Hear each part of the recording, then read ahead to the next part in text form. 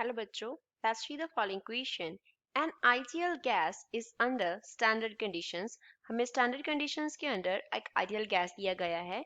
Find the diameter of the sphere within whose volume the relative fluctuation of the number of molecules is equals to neta is equals to 1 into 10 raised to power minus 3.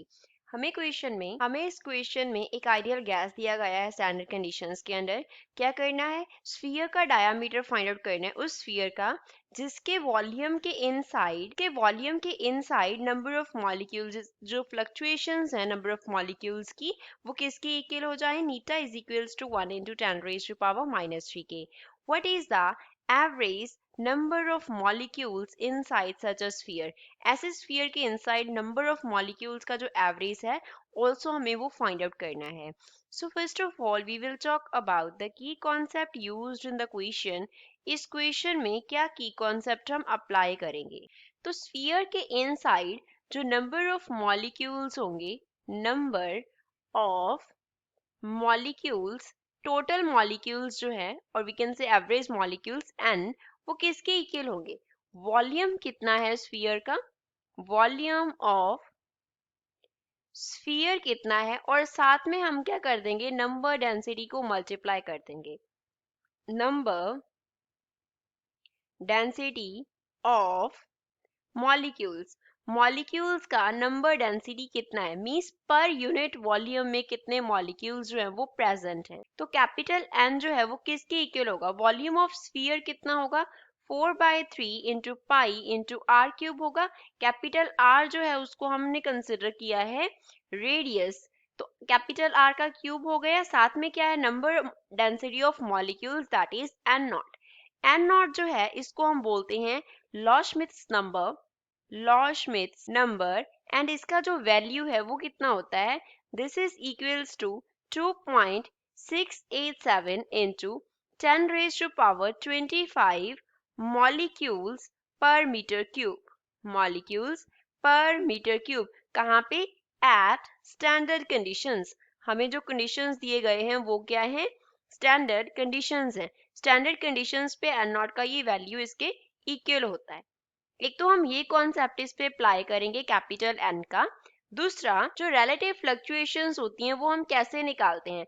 D N upon N, जो fluctuations हैं वो equal होती हैं 1 upon root N के. तो ये किसकी equal दी गई है हमें फ्लक्चुएशंस? नीटा की इक्वल दी गई है क्वेश्चन में.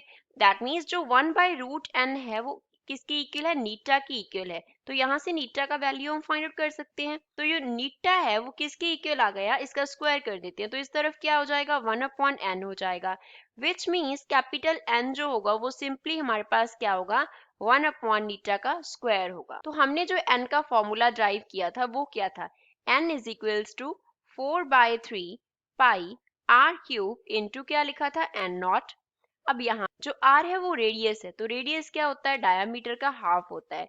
d से हमने डिनोट कर लिया है डायामीटर को. d here is diameter. तो यहाँ पे फिल कर देंगे. कैपिटल n की जगह पे आ गया 1/नीटा square is equals to 4/3 into pi into क्या आ गया? d/2 का क्यूब आ गया. साथ में हमारे पास आ गया n नॉट. यहाँ पे आ जाएगा n नॉट. तो अब यहाँ से इजीली हम d का वैल्यू निकाल सकते हैं. कैसे? 1/नीटा स्क्वायर को एज इट इज रख लिया. लेफ्ट हैंड साइड पे 1/नीटा स्क्वायर, राइट हैंड साइड पे 4/3 इंटू पाई इंटू हमारे पास क्या आ जाएगा? d क्यूब अपॉन में क्या आ जाएगा? 8 आ जाएगा. साथ में आ गया n नॉट. अब इसको सॉल्व कर लेते हैं हम d क्यूब के लिए. 4 से 8 कैंसिल हो जाएगा 2 पे. 2 इंटू 3 हमें 6 देगा, तो 6 आ जाएगा. यहाँ पे आ गया 1/नीटा square is equals to pi d cube upon 6 into क्या है? n नॉट है.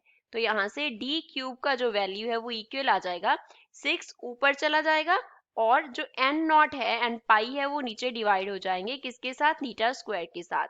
विच मीन्स d का वैल्यू इक्वल होगा 6/पाई n नॉट इंटू नीटा के स्क्वायर है यहाँ पे नीटा का, नीटा स्क्वायर, और इस सारी टर्म का हमारे पास क्या हो जाएगा? पावर 1/3 हो जाएगा. नीटा का जो वैल्यू है क्वेश्चन में वो हमें दिया गया है, तो फॉर्मूला में वैल्यूज फिल कर देते हैं.